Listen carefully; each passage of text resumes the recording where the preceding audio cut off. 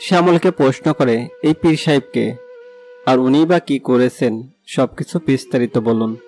শ্যামল ফোঁস করে নিঃশ্বাস ছাড়ল। বোঝাই যাচ্ছে এ বিষয় নিয়ে কথা বলতে সে অনিচ্ছুক। কিন্তু অনীহা থাকলে কি হবে, তাকে তো বলতে হবে। প্রায় দৈনন্দিন জীবনে অনিচ্ছুক জিনিস নিয়েও চর্চা করতে হয়, সেসব হয় বাধ্যতামূলক। শ্যামলের জন্য বাধ্যতামূলক। কিছু সময় চুপ থাকলো, দীর্ঘশ্বাস ছেড়ে বলল, পীর সাহেব এক কলুষিত ব্যক্তির নাম, যার দখলে আমার পরিবার। আমরা হলাম তার হাতের পুতুল। তিনি যেমন চান তেমন নাচান, আমরাও তালে তালে নাচি। কদিন পর তুমিও নাচবে। রিপা ভ্রুকুচকে তাকালো। সেও নাচবে মানে? তার কি আর খেয়ে দেয়ে কাজ নেই, অন্যের কথাই চলবে? সে রিপা, তার নিজের যথেষ্ট বুদ্ধি আছে। সে কখনো অন্যের কথা ধরে চলবে না। দরকার পড়লে দুনিয়া উল্টে ফেলবে, তাতে কার কি? শ্যামল গলা নামালো, ধীর আওয়াজে বলল, নাচতে না চাইলেও তিনি নাচাবেন। আমার মা পীর ভক্ত। ভক্ত নয়, অন্ধভক্ত। অন্ধভক্ত চিনো? যারা সম্পূর্ণ স্বরবর্ণ না জেনে শুধুমাত্র অ আ জেনে লাফায়, হুদাই চিল্লাপাল্লা করে, তাদেরকেই অন্ধভক্ত বলে। ওনার মতে পীর সাহেব যদি হাসি দেন সেটারও কারণ থাকে। তিনি যদি বলে পানিতে ডুব দিয়ে নিঃশ্বাস আটকে বসে থাকতে, তাহলে মা সঙ্গে সঙ্গে তা করে ফেলবেন। জানেন, আমার মা এবং ভাবির সমস্ত গয়নাগাটি ওনার দখলে, এমনকি আমাদের বাড়িটাও। রিপা বিস্ফোরিত চোখে তাকালো। এ যুগেও এমন মানুষ হয়? হয় না হলে তার শাশুড়ি দেখা কি পেত? কিন্তু মানুষ এ লেভেলেরও অন্ধভক্ত হয়? কৌতূহলের সুরে প্রশ্ন করে, আপনার মা কি এত অবুঝ? ঘর বাড়ি অন্যের নামে লিখে দিয়েছেন, কিন্তু কেন? নিশ্চয়ই কোনো কারণ আছে, তাই না? রিপার মতে কারো অন্ধবিশ্বাসের পেছনে জোরালো কারণ থাকে। এমনি এমনি কেউ কাউকে এত বিশ্বাস করে না। নিশ্চয় হৃদয় নিংড়ানো কিছু করেছে, সেজন্য হয়তো তার মায়ের এত ভরসা। তাবিজ তোমারে তার বিলকুল বিশ্বাস নেই, তো এটা স্বাভাবিক যে কোনো তাবিজ ফাবিজ করে বশ করেনি, বরং তার মায়ের মনে বিশাল জায়গা করে নিয়েছে, যার জন্য এত বিশ্বাস। শ্যামলের মুখে অন্ধকার নেমে এলো। নিশ্চয় কোনো দুর্বিষহ স্মৃতি মনে পড়েছে। স্মৃতিগুলো হয় বজ্জাত। যখনই কারো চোখে ভাসবে তখনই তার চোখ মুখ অন্ধকার করে তুলবে। কদাচিৎ হাসলেও পরক্ষণে তার জন্য মনকে কাঁদিয়ে তোলে। শ্যামল বিষণ্ণ কণ্ঠে বলে, আমার জন্মের পূর্ব থেকে মায়ের এ ভক্তি। ওনার এ ভক্তির জন্ম নেওয়ার কারণ হলো আমার ভাই।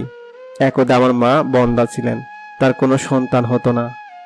তখন শরণাপন্ন হন এই পীর বাবার। ওনার বিধিনিষেধ মেনে চলার পরের বছরই জন্ম হয় আমার ভাইয়ের। এরপর একে একে আসি আমি আর আমার বোন। তখন থেকে যে ওনার ভক্তি, তা আজ পর্যন্ত বিদ্যমান। বলেন কি, ওনার এত ক্ষমতা? আরে ধুর, বালের ক্ষমতা। মায়ের তখন ডাক্তারি চিকিৎসাও চলছিল, ডাক্তারের ওষুধও খেতেন, কিন্তু উনি মানেন পীরের কারণে বাচ্চা হয়েছে। কারণ ঔষধ তো এর পূর্বেও খেয়েছেন, তখন সারেনি কেন? আরে ভাই, ওষুধ কি সাথে সাথে কাজ করে? এসব ওষুধের সময় লাগে। অনেক ঔষধ আছে যেসব ধীরে ধীরে কাজ করে, আবার অনেক ঔষধ দ্রুত। কিন্তু আমার মাকে তা বোঝানো কারো কি সাধ্য পড়ে? শ্যামলের চোখ লাল টকটকে হয়ে গেছে। শ্যামল যখন রেগে যায় তখন চোখ লাল হয়ে যায়। প্রত্যেক মানুষের রাগ প্রকাশের আলাদা আলাদা ভঙ্গিমা রয়েছে। শ্যামলের রাগ প্রকাশের ভঙ্গিমা এমন, সে শান্ত থাকে, চোখ মুখ লাল হয়ে যায়, কখনো ভাঙচুর করে না বা অন্যের উপর রাগ দেখায় না। নিজের ভিতর চেপে রেখে খুবই সহজ ভঙ্গিমায় অন্যের সহিত কথা বলবে। রিপা কথা ঘুরলো। এ প্রসঙ্গ থেকে তার ভেতর নুহার প্রসঙ্গের কথা বলা জরুরি মনে হচ্ছে। যদিও এ বিষয়ে তার কৌতূহল কম নয়, তবু ওই বিষয় নিয়ে কথা বলা জরুরি। তাছাড়া শ্যামলের সাথে এ বিষয় নিয়ে কথা বলতে যে যদি দেখা যায় শ্যামল উত্তেজিত হয়ে গেছে, তখন না থাকবে বাঁশি আর না বাজবে বাঁশুরি। বোঝাই যাচ্ছে শ্যামল রেগে আছে। থাক, এ নিয়ে পরে জানবে। রিপার উড়ো স্বভাব, সে একটা বিষয় নিয়ে স্থির থাকতে পারে না। এই যেমন ভাত খাওয়ার সময় যদি মিষ্টি আনা হয়, তখন সে ভাত থেকে মিষ্টি খেতে যাবে। এখনো সে পীরের কথা বাদ দিয়ে নুহার কথা শুনবে। শ্যামল না বলতে চাইলেও জোর করে শুনবে। এমন বিচিত্র স্বভাব সে বাচ্চা কাল থেকে পেয়েছে। শ্যামলের মুখোমুখি হয়ে ভ্রু নাচিয়ে বলল, আপনি আগে বলুন নুহাকে, তার বিষয়ে কোনো ক্লারিফিকেশন পাইনি। শ্যামল স্বাভাবিক হলো। রাগ সহজে নিয়ন্ত্রণ করতে পারে সে। হুটহাট যেমন রেগে যায়, ঠিক তেমন হুটহাট শান্ত হয়ে যায়। গণনা করলে দেখা যাবে এমন লোকের সংখ্যা বেশি। খুবই কম লোক হয় যাদের রাগ দীর্ঘস্থায়ী হয়।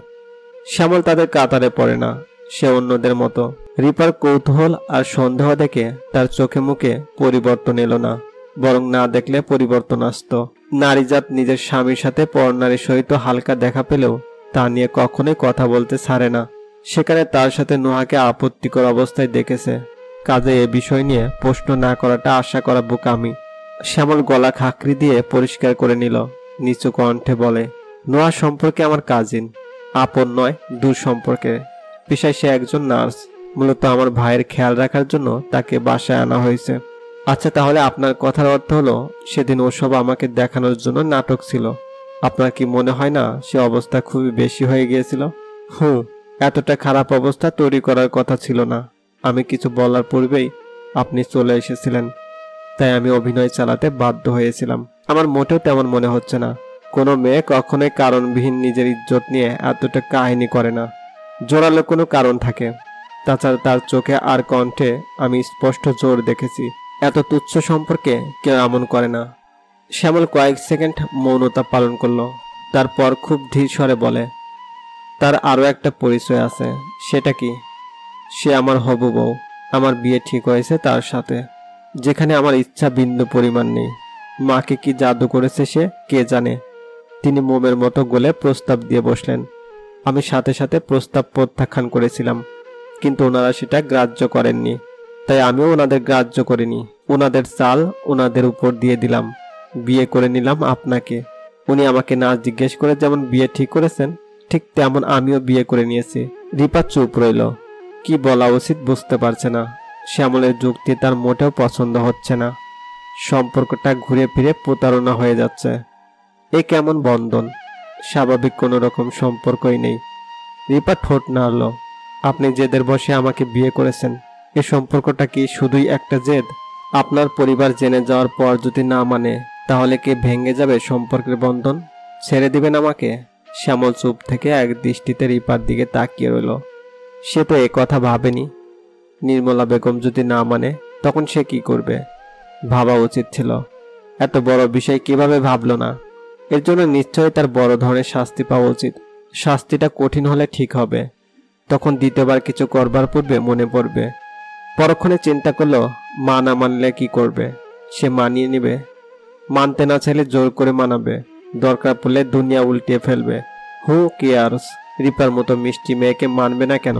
ভাইয়ের জন্য যদি মেনে থাকে, নিশ্চয়ই তার জন্য মানবে। সে পছন্দ করে এত সহজে হেরে যাবে না।